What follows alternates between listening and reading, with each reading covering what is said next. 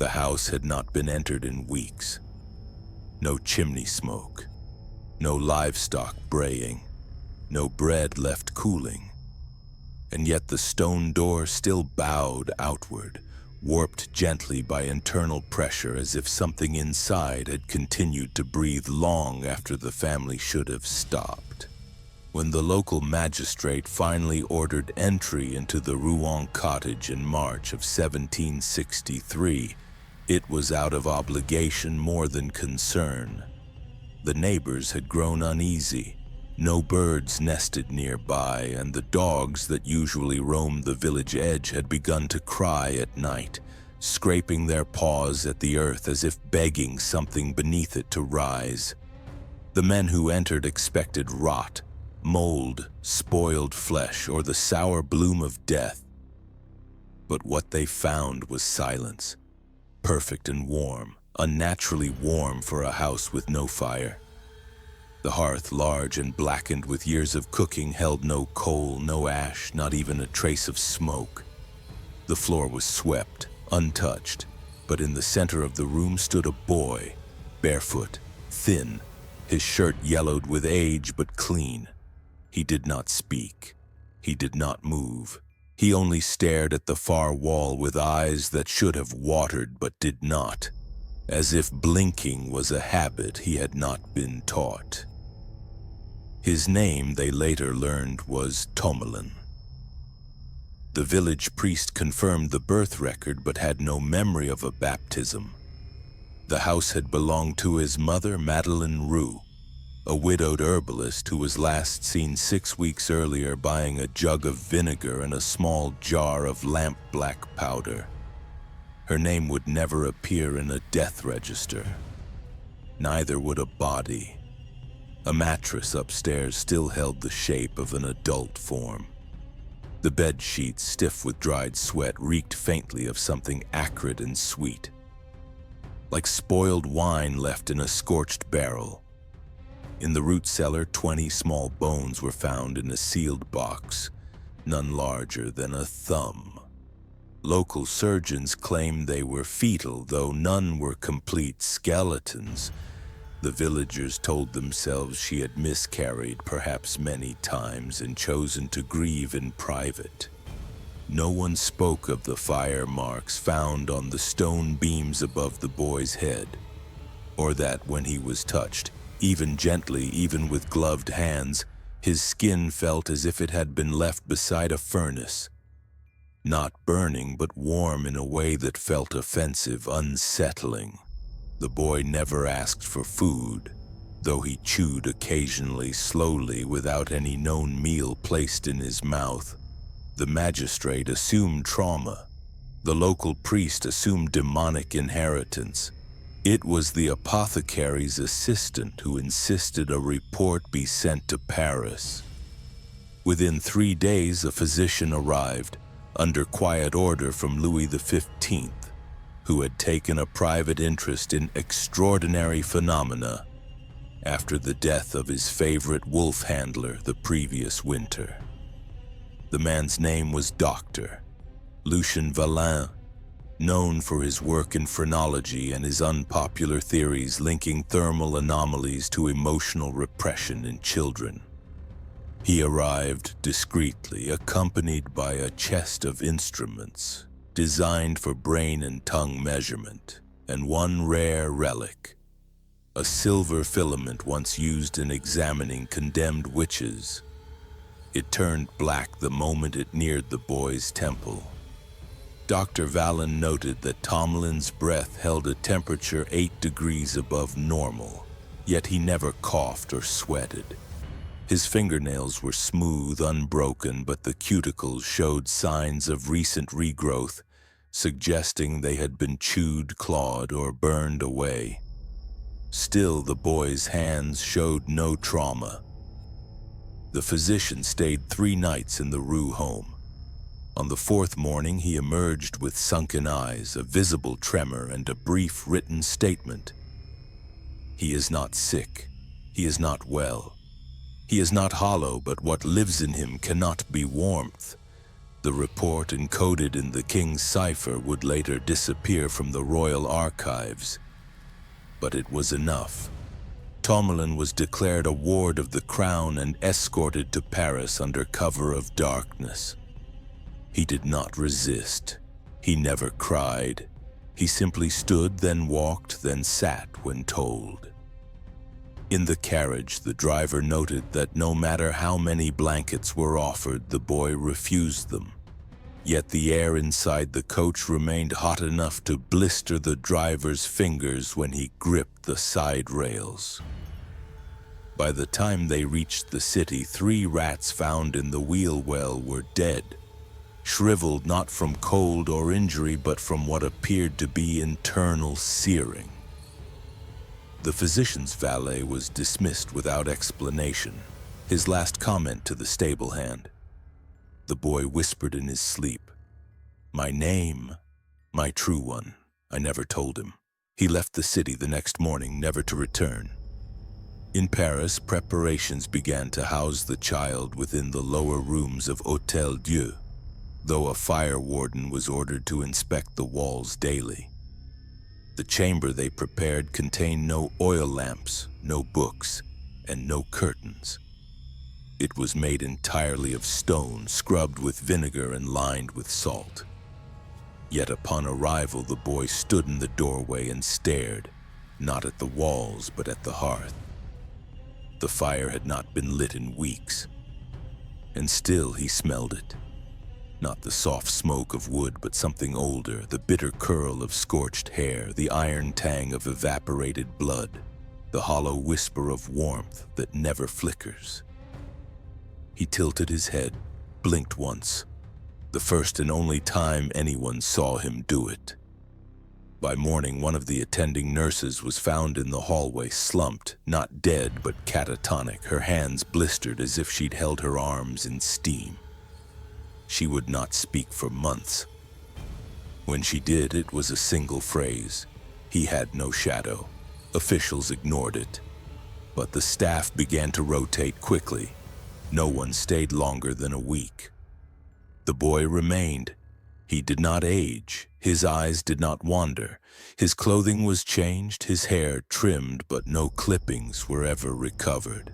The fibers dissolved between the scissors. When he moved, rooms warmed. When he stopped, it lingered. And still the hearth stayed cold. The rumors began shortly after. That he was the child of a burned saint. That he was the son of a sin-eater, born without soul or body. That he was not born, but summoned. But the royal directive was simple: observe, isolate, preserve. Tomlin was not to be harmed, named publicly, or permitted any religious contact. And so, beneath the vaulted ceilings of France's oldest hospital, a boy who smelled faintly of smoke and blinked only once was studied in silence. His warmth spreading not through compassion, but infection. Not through care, but replication. By the end of that week, 3 mice in the floorboards had vanished. Only their teeth remained, and the boy began to hum. A low, steady sound with no melody. Just breathe, just heat, just the beginning. He was taken to the estate outside Paris the following morning. Dr. Éloi Vernet arrived under royal hush, wearing gloves of kid leather and a perfume strong enough to disguise disinfectant. He was not a man who touched without purpose, nor did he believe in the superstitions whispered through linen hallways. He had seen madness shaped like miracle and disease dressed in devotion. His loyalty was to Madame du Barry, not to the crown, and it was she who had requested a private account of the boy rumored to hum heat into stone. Vernet was known for his poise, a scholar of anatomy, a collector of rare heart anomalies, and a man who could silence a ward with a single glance. He had performed autopsies on bishops, removed tongues from revolutionaries, and stitched the eyelids of nobles so their bodies might appear in peace even if they had never known it. But he had never met a boy who breathed warmth into the coldest room and carried no pulse in his wrist. When Dr. Vernet entered the observation chamber in Hôtel Dieu, he found the boy exactly as described, seated, still, dry-eyed. The stone walls sweat slightly, though the window had been left ajar to cool the air. The boy's hands rested flat against the table, the fingers relaxed yet strangely placed, equidistant, symmetrical, as if arranged deliberately after death. Except he was not dead. Not quite. Vernet approached with his usual precision, gently pinching the radial artery, expecting either a thready rhythm or the stillness of death. He found neither. The skin was supple, warm to the touch, unnaturally so, but entirely absent of pulse. He tried the neck. Nothing. The heart with his stethoscope. Still, no beats, no murmurs, only the faintest sound, like air brushing against paper inside a hollow reed. He pulled back and steadied himself. The boy blinked once and resumed his stillness. Vernet marked this carefully in his log. Heat without pulse, skin of living texture, absence of all circulatory signature, yet reactive pupils. He considered the possibility of a sophisticated hoax, a drugged child, a staged ritual. But that didn't explain the warmth or why the wood of his clipboard felt slightly scorched when he placed it too near the boy's shoulder. He tested pain reflex next. A thin pin pressed beneath the nail, a small incision along the thigh where a nerve should trigger a twitch. Nothing. The boy neither winced nor looked, but the blood, what little there was wrong. It came slow like oil and thickened too fast. Vernet wiped it with linen and found the cloth singed. Not burned, not charred. Just touched by heat as if it had sat atop a closed stove for too long. He sealed the wound with a strip of silver nitrate. It hissed faintly. He pretended not to notice. For 3 nights, Vernet remained in the hospital, sleeping in an adjacent chamber, returning every hour to record breath rate, temperature, and pupil dilation. He brought rats from the morgue to test proximity. On the first night, they avoided the boy, curling away from his feet. On the second, 2 were placed in a crate beneath the table. By morning, they were both dead. Their paws curled, their fur intact, but their mouths open in frozen agony, teeth blackened. The metal cage beneath them was warm to the touch. Vernet ordered the hospital staff to clean the room with salt water and lemon, citing rare humidity responses. But the staff had already begun rotating in fear. One nurse requested reassignment after hearing the boy speak her name as she passed. Not aloud, but inside her skull, behind her ears, in the part of the brain where prayers and secrets lived. Vernet, increasingly disturbed, wrote a coded report to the Académie des Sciences. In it, he included thermal anomalies, cardiac silence, and behavioral stillness that could not be reproduced by known illness or deception. He referenced older cases, the ossuary child of Avignon, the Crémant twins who aged in reverse, but stated clearly, this is not repetition, this is origin. The response came 2 days later, not from the academy, but from a sealed envelope delivered by a soldier wearing no insignia. Inside, a single line, unsigned. Do not continue, this is known.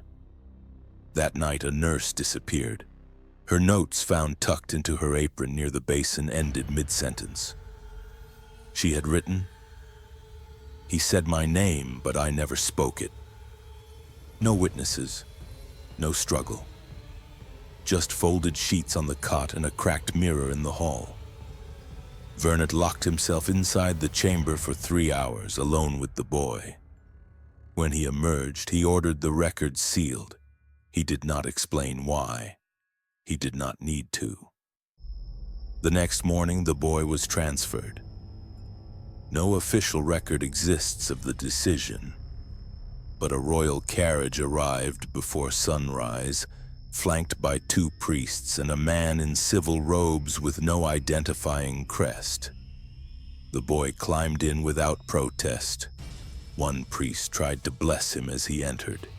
His fingers blistered before he could finish the sign. The coachman refused to sit near the cabin, choosing instead to ride standing, hatless, eyes forward, sweating despite the winter air. Dr. Vernet submitted no further reports. His personal journals after that week are sparse, fragmented. The last entry of note reads, "The warmth is not kindness. It is something older. Something that thinks in silence." He died 2 years later of throat cancer, though no growth was ever found. His tongue had blackened, detached, and dissolved within weeks. The boy, meanwhile, was taken far from the city, not to another hospital, not to a monastery, but to a place where no mirrors were hung, no fire allowed, and no one said his name out loud, ever again.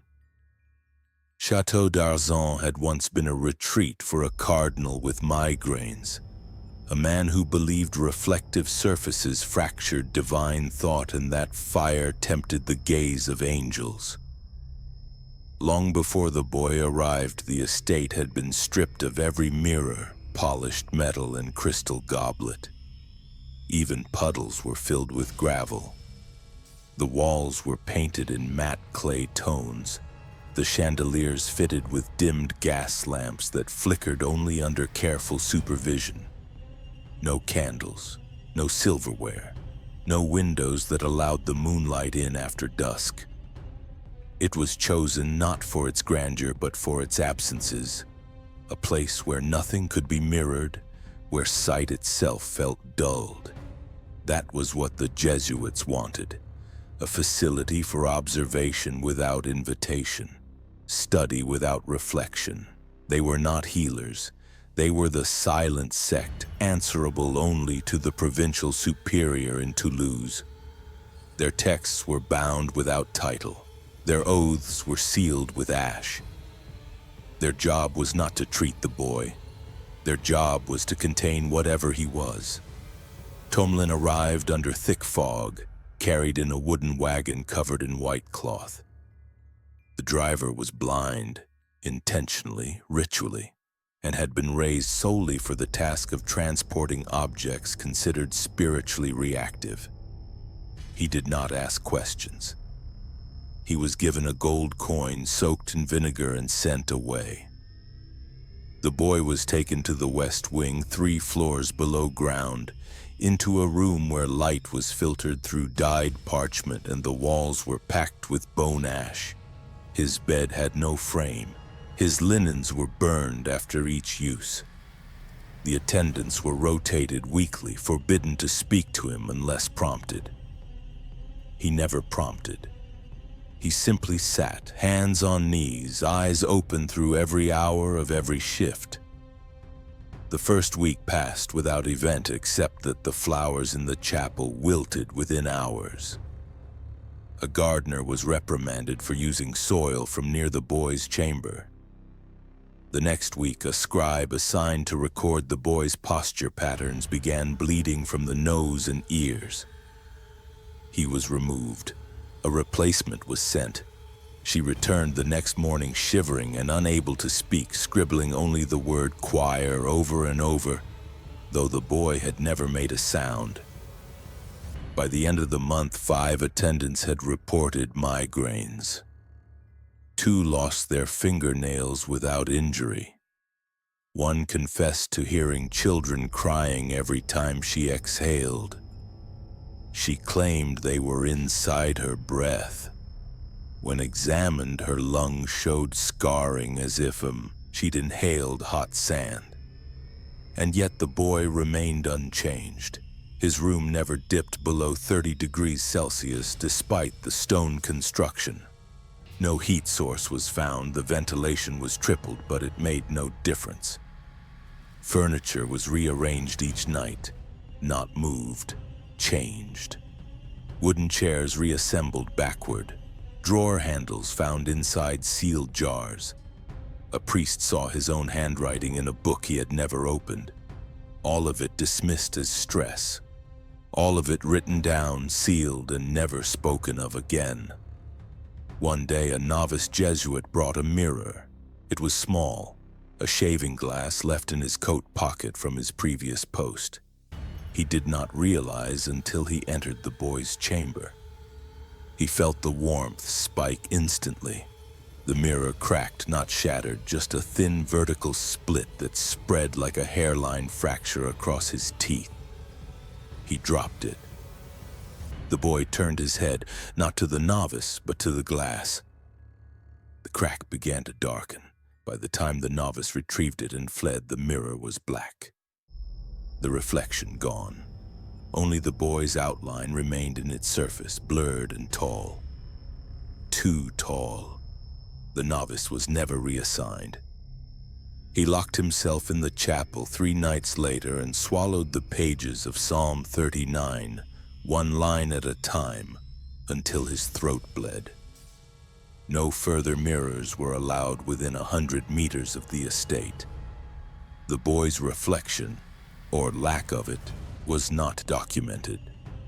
But rumors spread that when seen indirectly, his shape was not consistent, that his face sometimes mirrored whoever stared too long, that the warm air around him twisted sight so that people saw their own mistakes beside him. Dead sisters, unborn children, eyes they thought they'd forgotten. A confessor assigned to observe him claimed the boy resembled his drowned son. Another, a nobleman's widow, wept openly and insisted she saw her childhood self sitting in the corner, sobbing silently. The boy never moved. Still, the staff insisted on routine. Food was left, uneaten. Water placed, never touched. Bedding changed, always warm. Reports noted that his temperature never fluctuated, his weight remained constant, and his eyes never reddened. He had not blinked since arriving. One attendant recorded that when dust gathered on the floor, it always curled away from his feet, as if unwilling to settle on him. On a Thursday during cleaning, a maid scrubbed behind the bed frame and paused. Her brush touched something firm but textured. She moved the bed aside. There on the wall was a scorched silhouette, human in shape but large, not monstrous, not claws or horns, but broad. A man, taller than the bed, with shoulders that spanned beyond its frame. It was as if a full-grown man had stood there, back pressed to stone, and burned his shape into it. Not fresh, not recent. A mark older than the linens, older than the boy's arrival. She didn't scream. She whispered, "Who came before him?" The next day she was gone. Her name removed from records, her room assigned to another. The walls scrubbed, the bed replaced. But some staff swore the warmth behind that wall never left. That when walking past, they could hear faint humming. Not from the boy, but from the stone. And not in melody, just pressure. Like air pushed slowly through lungs that didn't need to breathe. Downstairs in the sealed archives, a record was uncovered from 1731, 32 years before Tomlin's arrival. A failed exorcism. A boy who didn't reflect. A Jesuit who set himself alight and screamed, "He made me see myself too clearly." The page was resealed, marked non transcribenda, and burned in ritual silence. Above, Tomlin did not sleep. He never had. He did not require dreams. He was someone else's memory now, a warmth shaped into stillness, and something was watching him back from behind the wall. The arrival of Father Celestin was not celebrated. He came from Lyon by way of Lisbon, hand-picked by the provincial superior after months of internal pleading. He was not like the others. Where most priests whispered caution, Celestin demanded clarity. He did not fear the boy, not because he was brave, but because he believed evil required proximity. He wore iron rings and carried a crucifix carved from the spine of a condemned heretic, claiming it once trembled near liars. He had overseen autopsies of plague saints, boiled the tongues of alleged prophets to test their composition, and dissected an infant claimed to be born speaking. What he found in those cases were always the same: poor sanitation, desperation, delusion. He thought Tomlin would be no different. A frail child molded by whispers, an anomaly twisted into meaning by men afraid of quiet.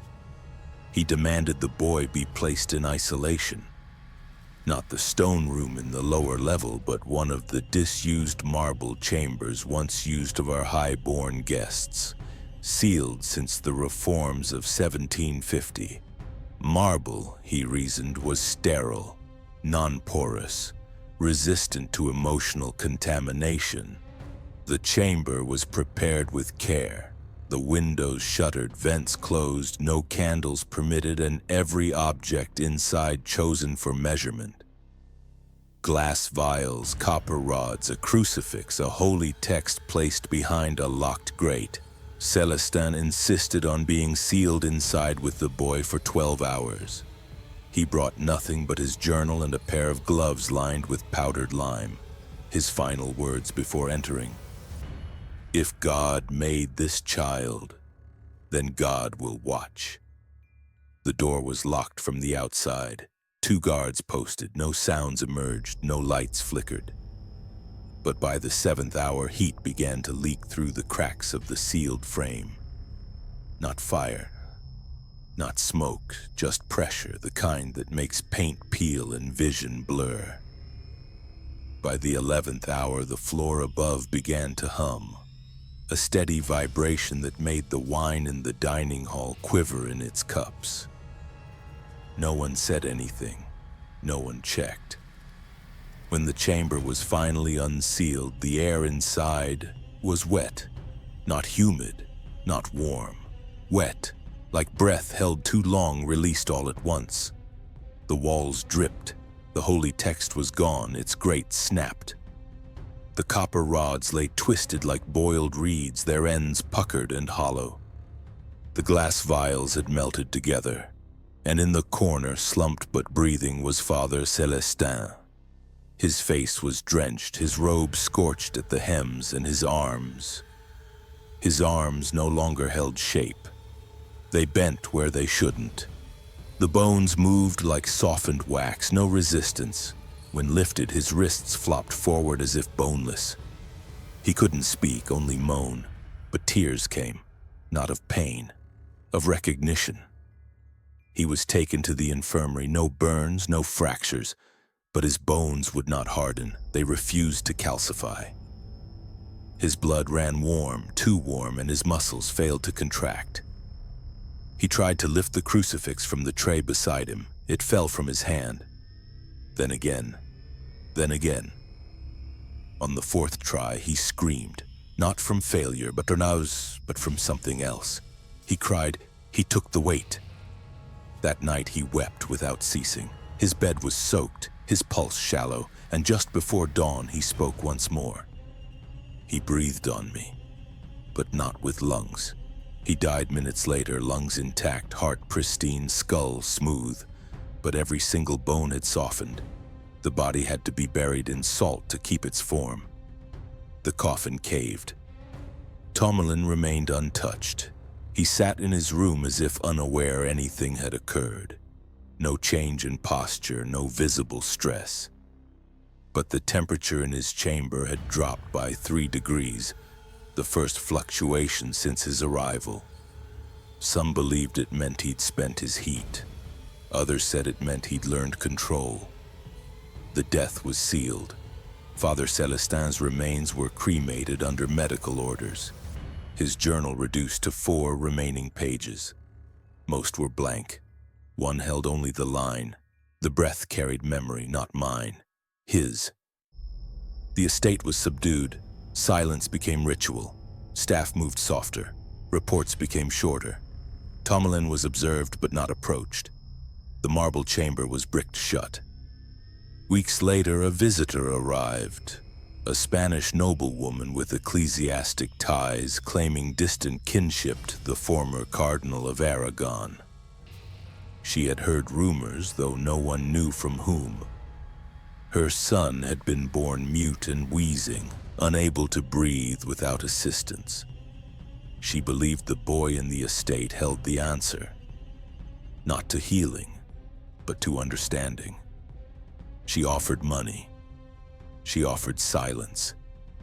She requested only a sitting, no interaction, and sent her court painter ahead to prepare. Tomalin did not move during the painting. He sat as always, legs bent, fingers curled in that symmetrical stillness. The painter finished in 4 hours. The canvas was dry by nightfall. But by morning, the paint began to bubble. Not peel, bubble, as if boiling from beneath. The image warped.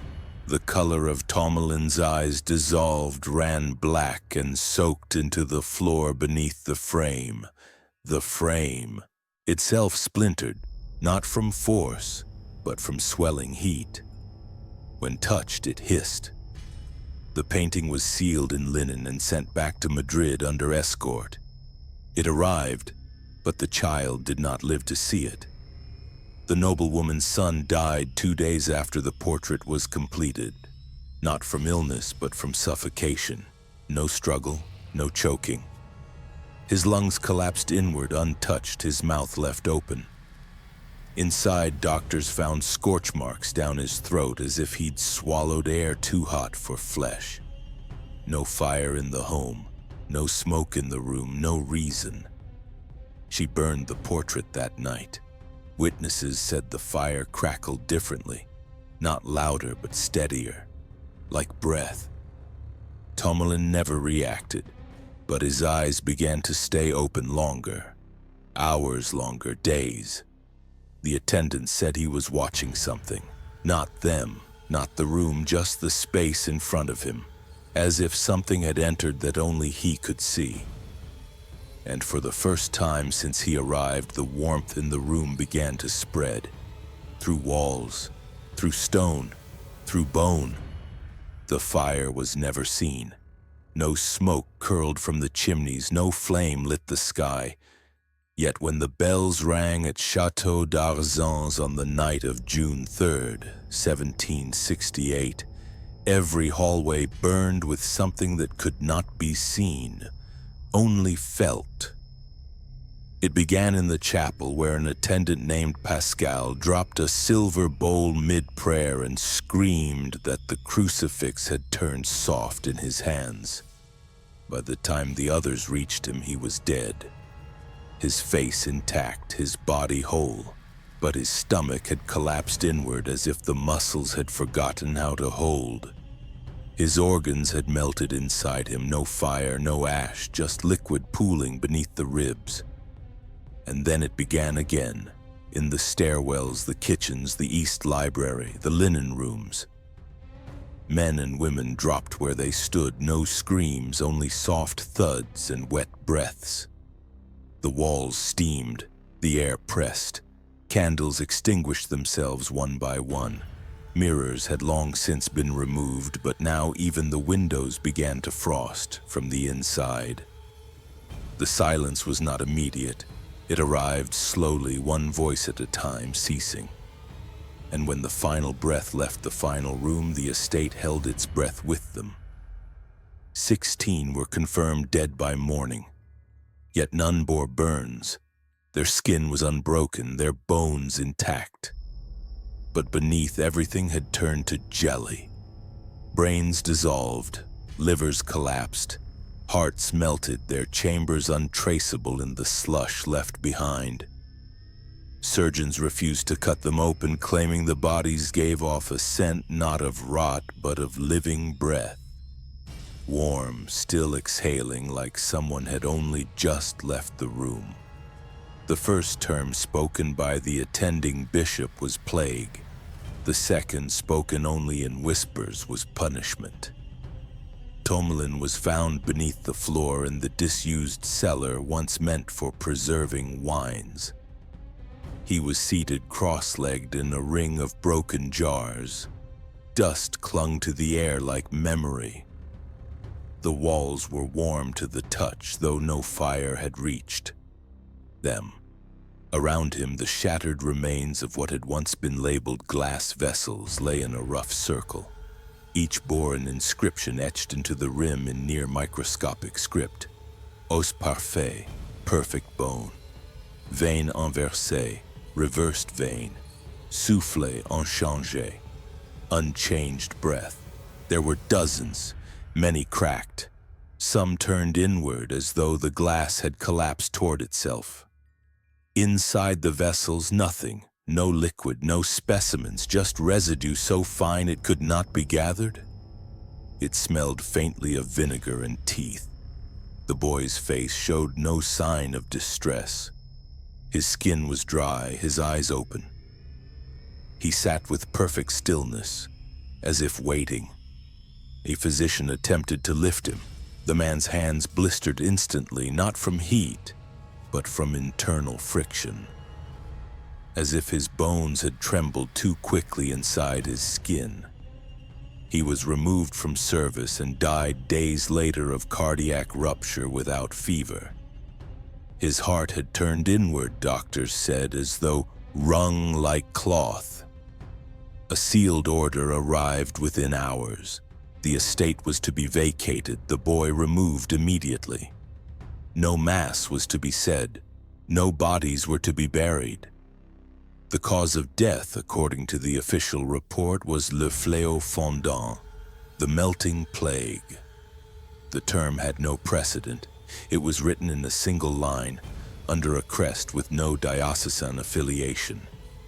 Witnesses later claimed that the man who signed the death roll had no tongue. Just breathe. Tomlin was not restrained. He walked to the carriage when summoned, not one step off rhythm. The priests who accompanied him were replaced every hour, citing nausea and phantom voices. One claimed to hear the name of a sister who died as a newborn, whispered behind his ear. Another collapsed at the sight of the boy smiling faintly as the last jar was sealed. But the boy had not smiled. Not once. The carriage left at dawn. It did not go to the local abbey or prison infirmary. It turned east, toward Paris. Not to the hospitals, not to the hospice, but to Château de Vincennes, a royal fortress, a former residence of kings, and more importantly, a structure connected by tunnels to the Bibliothèque du Roi, the royal library, where books not meant for the public were kept, where records too dangerous to burn were buried beneath ink and vault. They placed Tomlin in a room without windows beneath the north wall. The chamber had once been a scriptory for blind monks. Its stone was thick, its walls were curved. And above the door, someone carved 3 words in Latin: non ossa, non lumen, no bone, no light. As the boy entered, the temperature fell, not drastically, not violently. Just enough that the librarian upstairs stopped writing and stared at the oil lamp, now flickering toward blue. Downstairs, the boy exhaled softly. The walls warmed. Of the estate at Darzens, nothing remains. The bodies were never claimed. The cellar was collapsed. The jars were taken to Versailles, where they vanished from record. One report, unverified, claims a servant found the etched rims weeks later inside the king's private hunting lodge, arranged in the shape of a spinal cord across the floor. Louis XV never commented on the event, but within days he drafted a private order limiting Jesuit activity in France. Not for political reasons, he said, for preservation. And in the sealed records of the estate, one final page was found, scrawled in trembling hand, unsigned. It read, "He never burned us. He softened what held us together. He made us forget our shape, one organ at a time." The page had no ink, only heat. They placed him in the library's sub-basement, 4 floors below the reading halls, where stone walls breathed cold air and dust had learned to settle in silence. The chamber had no shelves, only lecterns carefully spaced and bleached of lacquer. Royal edict forbade storing combustible parchment near any open flame, but Tomlin required no light. He did not squint. He did not read either. Not with fingers, not with eyes. But he watched the books with an attention more patient than comprehension. It was here that the librarians began their next phase, to determine whether he could absorb meaning, or if he simply disrupted it. The books selected were drawn from the restricted wing, texts on combustion theory, purification rites, and forbidden alchemical properties of breath. Most were untranslated, all were incomplete. And still, when placed near the boy, the parchment never yellowed, the corners never curled. The air around him did not move, yet no page ever turned. They remained open for days, caught mid-sentence, untouched by time, as if the act of resting near him suspended not just knowledge, but its ability to decay. One such manuscript, a treatise on divine ignition from 1397, began to hum. Not audibly, but in the way bees hum when held beneath glass. Pressure, vibration, anticipation. A monk named Armand, aged and nearly blind, requested to read it aloud. He had memorized portions of the Latin decades earlier and believed his voice might trigger something within the boy. Permission was granted. He approached carefully, candleless, and began the recitation. Ad lucem sine flamma, ad carnem sine cinere, ad purificationem per fletum calidum. The boy did not look at him, but the room warmed. Within 5 minutes, Armand's voice began to falter. Not from age, from pressure. His nose bled, his hands trembled. Yet he did not stop. He continued reading through the shaking, through the gasping, until he collapsed mid-sentence. There was no scream, just a soft gurgle and then stillness. His body showed no external injury. But when the physician arrived, the diagnosis was immediate and devastating. Armand had suffered a full cranial rupture. His brain had liquefied within the skull, not exploded, not fractured, simply melted into warm fluid. The skull itself was intact, only the contents had been erased. The treatise beside him remained open, unchanged, the ink still wet to the touch. They did not remove the boy. They removed the book. The incident was marked as natural failure due to advanced age, and the page Armand died reading was excised and sealed. But the whispers spread that Tomlin had not caused the death, only permitted it. That the monk had read something never meant to be heard aloud, that the book had finished itself inside his head. Librarians began wearing gloves when handling texts near the boy. Some refused to breathe in the chamber. Others muttered that the ink near him bled differently, darker, as if it remembered something it had once been forced to forget. But the texts kept arriving. Some were burned at the edges, Others were written in mirrored Latin or encrypted tongues known only to those once accused of heresy. None aged, none showed wear.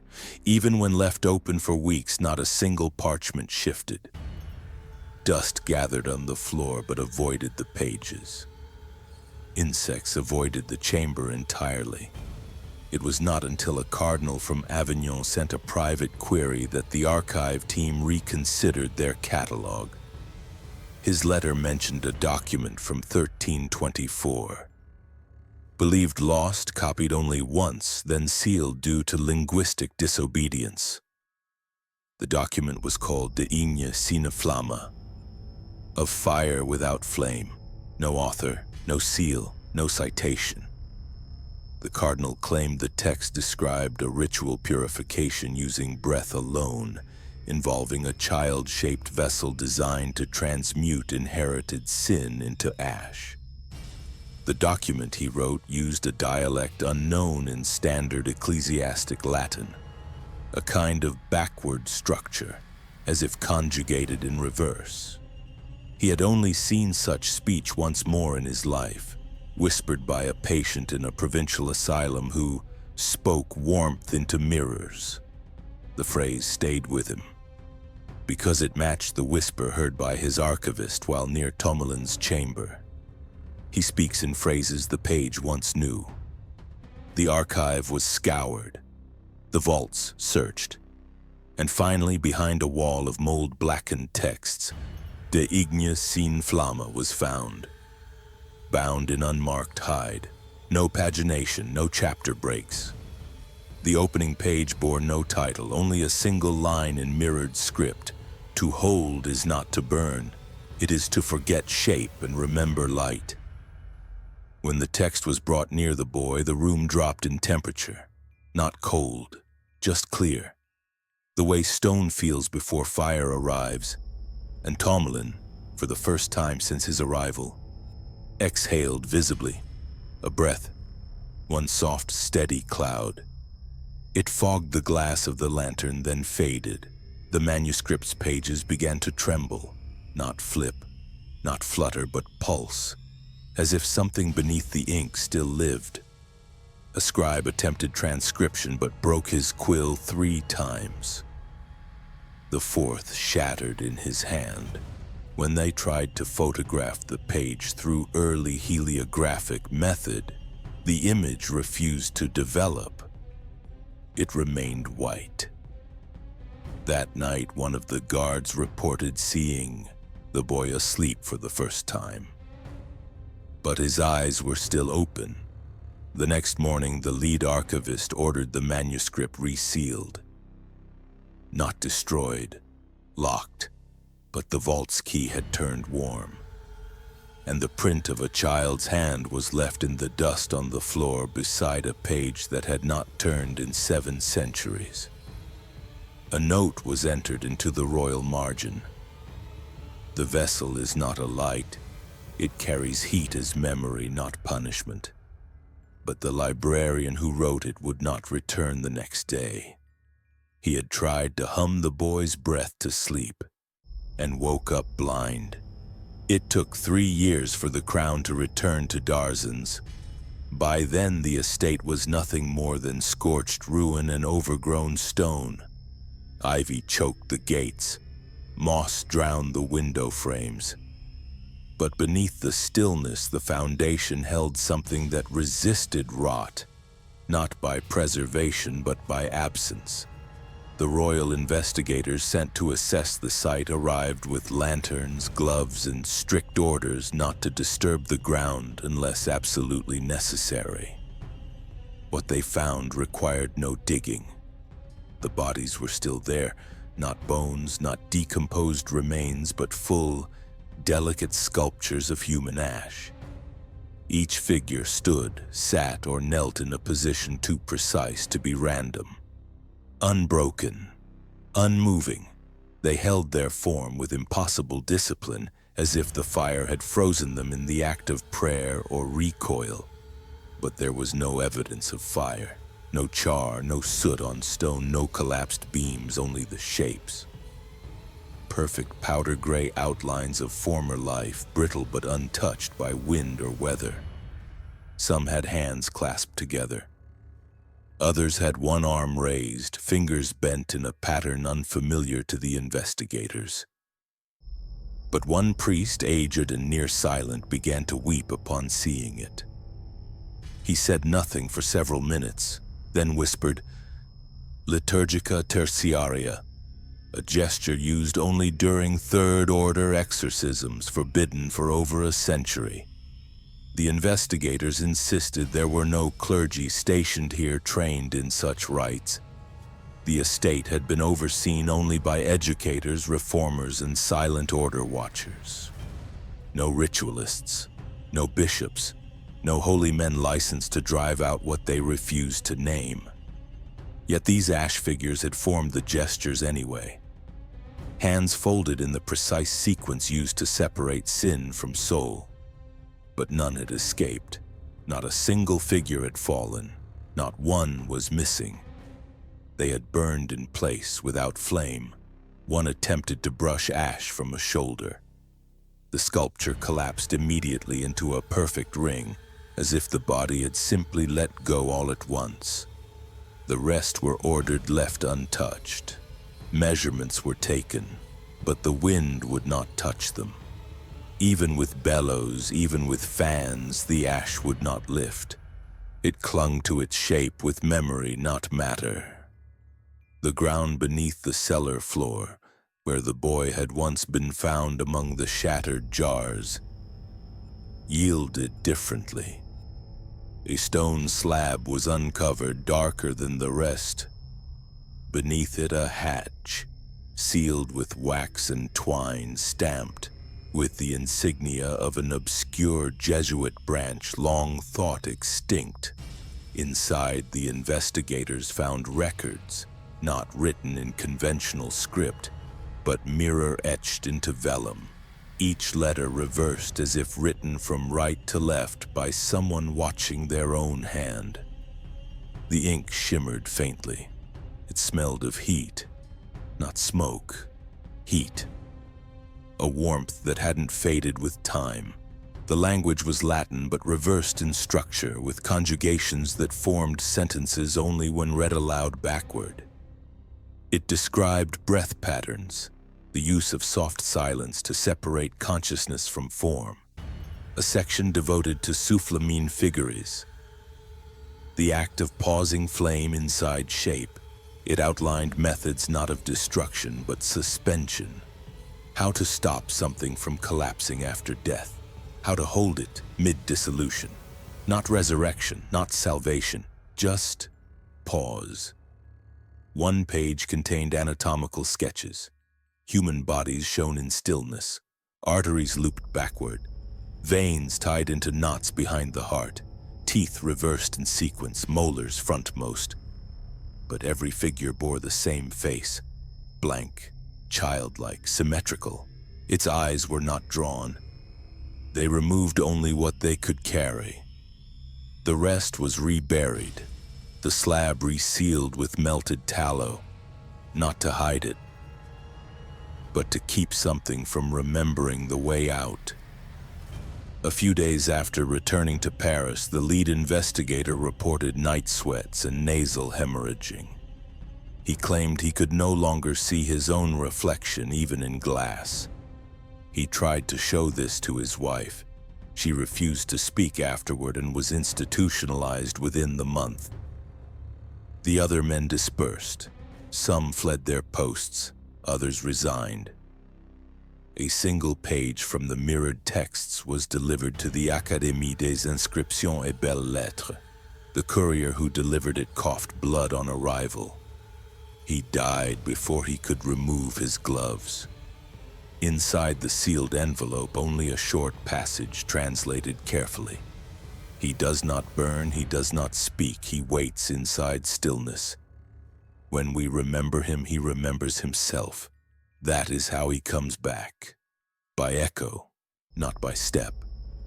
The passage was quietly archived and listed under theological allegory. No further mention of Tomalin was made in the official registry. No charges filed, no claims paid to the families of the staff. The ash figures, according to the final report, were dismissed as statues melted by chemical sabotage. But they did not fall, even after storms, even after 2 winters. Travelers who passed through the ruins sometimes saw shapes between the pillars, still upright, still unmoved. They whispered that no birds flew above the estate, that no moss grew inside the cellar mouth, that the ground was always a little warm. Then Louis XV died. His successor, Louis XVI, inherited none of the obsession. The boy, once studied daily, was now spoken of rarely. Funding for his containment ceased. The librarians lost interest. He was moved deeper into the Château de Vincennes, into a forgotten tunnel beneath the library annex. There his door was sealed without a guard, and for a while silence held, until years later the Bastille fell, and the revolutionaries broke every door they could find, even the ones that had been forgotten for a reason. The Bastille had not been meant to fall. Its walls were thick with a kind of arrogance, built not just of stone but of secrecy. Even the revolutionaries who stormed it in July of 1789 expected to find nothing more than muskets and myth, a symbol to shatter, a warning to the crown. But what they found buried beneath its northern flank was older than politics, a silence that had not been disturbed in decades, locked not by iron but by forgetting. It was an archivist, drunk on looted wine and manic with purpose, who first noticed the corridor behind the collapsed archive. Hidden behind a false wall, no hinges, no handle, just a slab of stone stamped faintly with a number. Number 5. Below it in smaller script, 2 words, agneau enflammé, the burning lamb. They thought it might be symbolic, a lost wing of the prison, a nickname for an executed prisoner. But when they forced the stone aside, what waited was not a cell. It was a chamber with no doors, no locks, just 4 walls of scorched stone. The air inside did not move. Dust hung suspended, undisturbed. There were no chains, no bedding, no excrement. Just a single shirt folded neatly in the center of the floor. Child-sized, yellowed but unstained. When one man reached to lift it, he recoiled, not from fear, from heat. It was warm, not warm like breath, warm like a wound, as if the fabric itself remembered a fever long after the body had left it. The walls bore no markings except streaks where the stone had been darkened by pressure, not flame. Scorch marks without source. The mortar near the ceiling had cracked outward like something had exhaled too hard. There were no windows, no airflow, and yet the floor was dry, untouched by mold or mildew. In the far corner, half hidden beneath a flagstone, they found the ledger.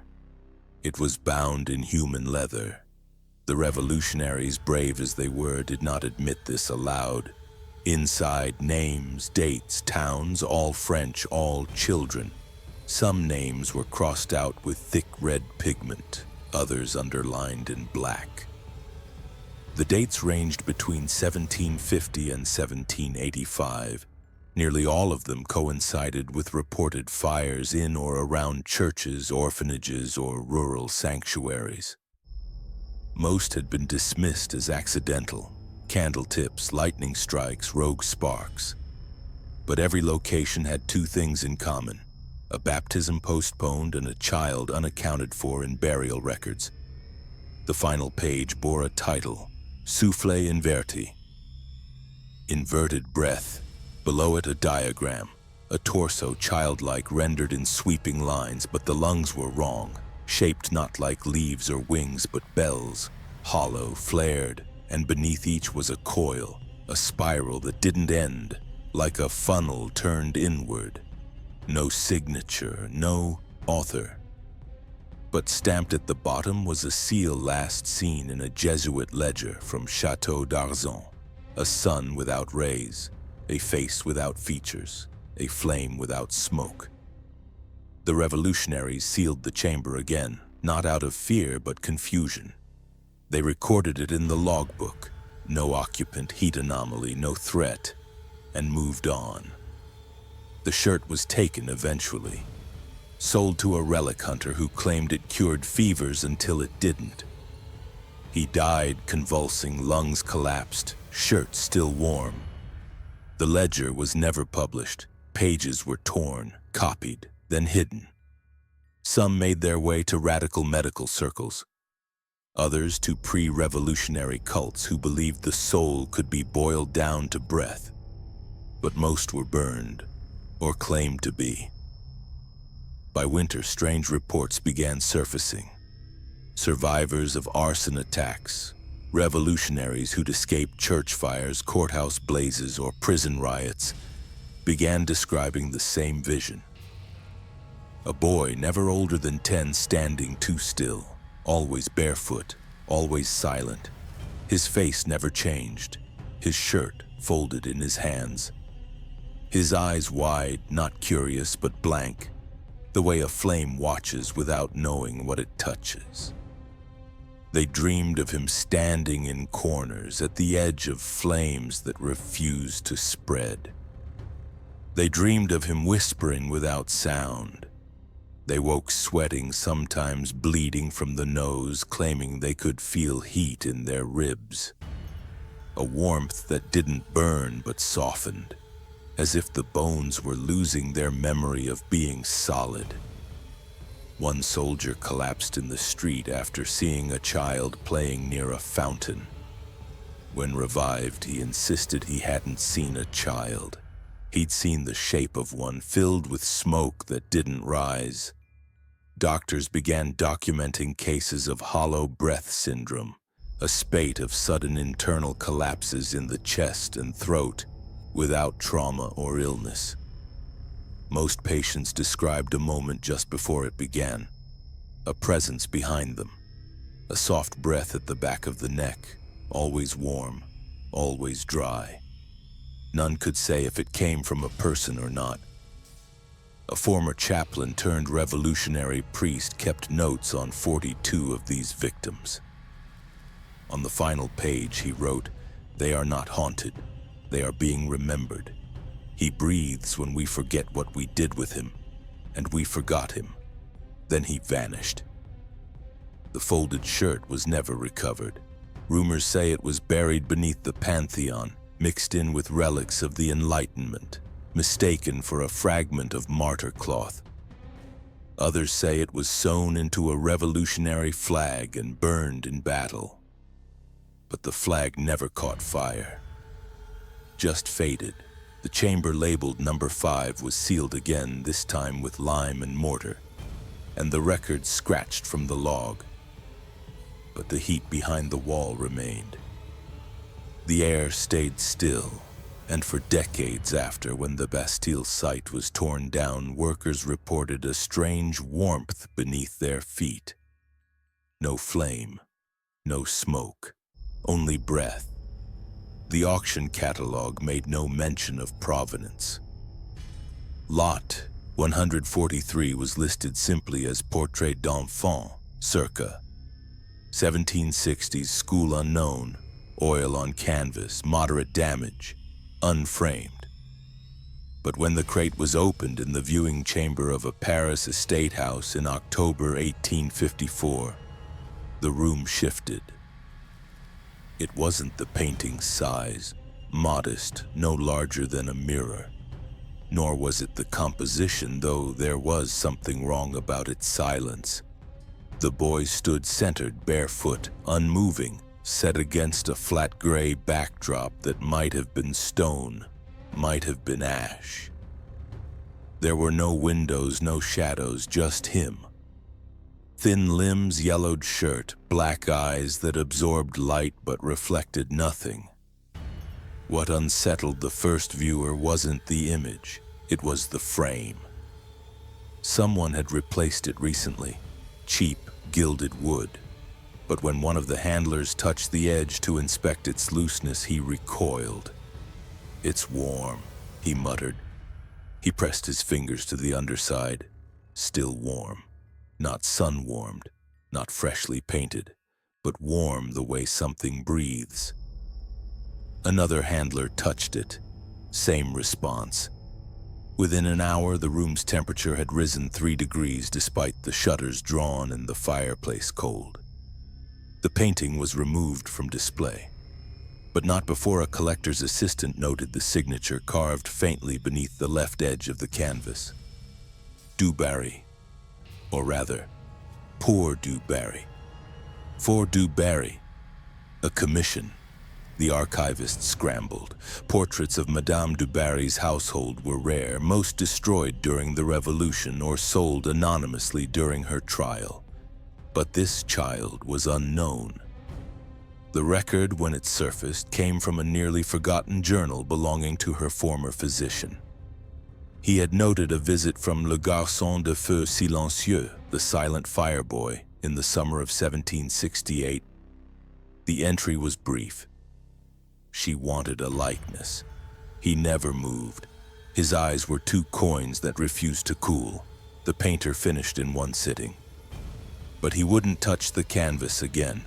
No painting had ever been catalogued. But the brushwork matched the style of Du Barry's favored portraitist, a provincial imitator of Greuze known for flat backgrounds and overly smooth skin. The acquisition was approved immediately. The painting would be placed in a new wing of the Musée de l'Homme, under a special exhibit on forgotten faces of the Ancien Régime. It never arrived. The first to die was the auction registrar, 42. Healthy, collapsed in his study 2 days after handling the frame. Autopsy revealed liver blistering. No alcohol, no poison, no history. Just a liver that had folded in on itself like scorched parchment. 2 days later, a conservator suffered sudden kidney failure. His skin remained pale, unmarked, but the organs were found liquefied, with fluid temperatures 15 degrees higher than normal. A courier who had touched the painting's wrapping developed lesions behind his ears, ruptured blood vessels where no pressure had been applied. Within 2 weeks, 5 members of the acquisition team were dead. All displayed a common feature. Their internal organs in isolation had blistered. Not burned, not ruptured, blistered, as if boiled without heat. The painting was returned to its crate. Still, the frame radiated a low warmth. It was tested, x-rayed, scraped. No heat source, no chemical residue. And yet the wood grain appeared warped from within, as if it had once held something molten. No fire had touched it, but fire had been near. An art historian attempted to analyze the figure's proportions. He calculated the boy's height at approximately 4 feet 10 inches. But when he recalculated, accounting for the distance of the vanishing lines behind him, the height shifted, closer to 5'6". The figure had not changed, but the depth behind him had. When viewed directly, the boy's feet touched the base of the frame. When photographed, he floated nearly an inch above the floor line. When printed, his eyes seemed to look left. When viewed in person, they stared dead center. An archivist named Claudel, too curious for his own good, spent an evening with the portrait in isolation. He lit no candles, spoke no words, simply watched. The next morning, he was found collapsed on the gallery floor, lungs intact, tongue burnt, as if he had inhaled fire that never touched his mouth. The canvas had shifted an inch to the left on the wall. That was the last time it was displayed. A private letter written in haste to Napoleon III's scientific advisor noted that the portrait was not art but residue, like ash that remembers what it used to hold. The order was swift. The painting was to be sealed in a lead-lined crate, buried beneath the state archives in a temperature-controlled vault, not for study, not for destruction, just containment. The final report listed the portrait not as portrait d'enfant, but as effigie de transfert, effigy of transfer. No explanation, no attribution, only a final note. Do not reframe, do not light, do not name the subject aloud. The crate was unlisted, its entry erased, only the number remained, 13/FLM/98. And still, on certain nights, attendants in the archive reported strange warmth near the eastern wall. Just a degree or two. Not enough to explain, not enough to complain, just enough to notice. Some say the boy's eyes in the portrait are darker now. Others say they were always that way. But one assistant, a quiet woman who cataloged without question, left a note in her ledger before transferring departments. Just 4 words. He still stands inside. She never said what she meant, and no one has opened the crate since. By the end of the century, most had forgotten the boy, or at least pretended to. Science had marched forward, proud and self-assured, and the language of plague and possession had been replaced with that of syndromes and syndicates. The archives in Rouen were being modernized, old ledgers digitized, autopsy reports retyped, categories standardized. It was meant to be clerical, clean. But in the winter of 1899, a civil records clerk tasked with reconciling misfiled medical anomalies pried open a rusted cabinet that hadn't been touched since before the Empire. Behind a wall of water-damaged parish logs and moth-eaten patient charts, she found a bundle bound in red silk. No name, no date on the cover, only a stamped line across the center. In combustio minor, 1763. It was not a file in the traditional sense. It was a containment. Inside were brittle records, temperature charts not in degrees Celsius or Fahrenheit, but measured in deviations from normal ambient, a term now defunct. The documents described readings taken from the skin of a boy over a span of 5 years. In every room, no matter the insulation, the temperature rose near him, but no flame ever formed. The notes were signed by various hands, physicians, priests, unnamed orderlies, all brief, all panicked. Several pages were burnt at the edges. One bore a single sentence in tight-pressed script. He is not warm. He makes space, remember fire.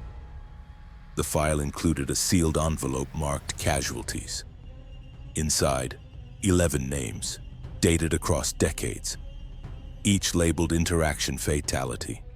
Some were familiar, doctors, nuns, a conservator. Others were harder to trace, but in every instance the death matched the same pattern. No external trauma, no visible fire, just liquefaction. Organs folding, vessels collapsing, tissue softened as if memory itself had lost shape. On the final page, a physician's signature had been scratched out, and above it a phrase written in different ink. Not dead, not patient, event. The file was reviewed in silence by the Regional Medical Council, and from there it climbed. Within 2 months, a directive reached the Ministry of Health. It was not announced publicly. It did not appear in the Moniteur. But every public institution, hospital, asylum, orphanage, hospice, received a sealed revision to their intake policies. A new clause buried beneath routine procedural updates. No child exhibiting unclassified thermic anomalies, combustion-adjacent physiology, or sustained elevated internal temperatures without cause shall be admitted to public care facilities. transfer immediately to private jurisdiction under state oversight. The phrasing was surgical, sterile. But the law, known internally as Article 216-FU, became infamous among medical examiners because no one ever enforced it. No child had ever been formally documented as combustion adjacent. The clause remained untouched, uninvoked. Yet architecture changed. Asylums built in the early 1900s in eastern France quietly excluded hearths from children's wards. Certain rooms were designed without ventilation, others with too much. In at least 3 hospitals, engineers were instructed to line cell floors with stone that resisted thermal distortion. When asked why, the answer was always the same: precaution. By 1910, the file was resealed. The clerk who discovered it had resigned 2 weeks after, citing persistent dizziness and the inability to feel temperature in her own skin. Her final note scrawled at the bottom of her exit paperwork: "He was never cold. I never touched him, but he remembered me." She died the following winter of liver collapse. Her medical record was labeled idiopathic degeneration, but the attending nurse refused to touch the body. Tomlin was never listed as deceased. No death certificate, no burial permit, no plot in any registry. He faded from the archives the way breath fades from glass, quietly, without proof of origin. Yet his shadow lingered in language, in how certain physicians began referring to rare thermal syndromes as resonant anomalies, in how textbooks discussed combustive risk in children as a historical footnote, never elaborated, never tested. Even terminology changed. The word pyrochild appeared briefly in an unpublished paper in 1923. The author was found unconscious in his office before he could present it. His notes were burned, not by order but by instinct. In the decades that followed, no institution claimed to house such a child. But every psychiatric training manual issued in France after 1905 included a quiet warning about cases exhibiting stillness paired with warmth. It advised limited observation, no reflective surfaces, and the avoidance of mirrored language, the kind that repeats, loops, or sings. When asked why, instructors offered no explanation, only caution. The lead-lined crate holding the portrait remained sealed, buried beneath the archives. Its entry code changed, the logs erased. But on certain nights, clerks still whispered about heat in the eastern wall, about breath that fogged from nowhere, about a boy-shaped shadow that never walked, only stood, eyes open, shirt folded, waiting. Evil in this case had never shouted. It had not declared itself through massacre or spectacle. It did not roar or burn, it exhaled.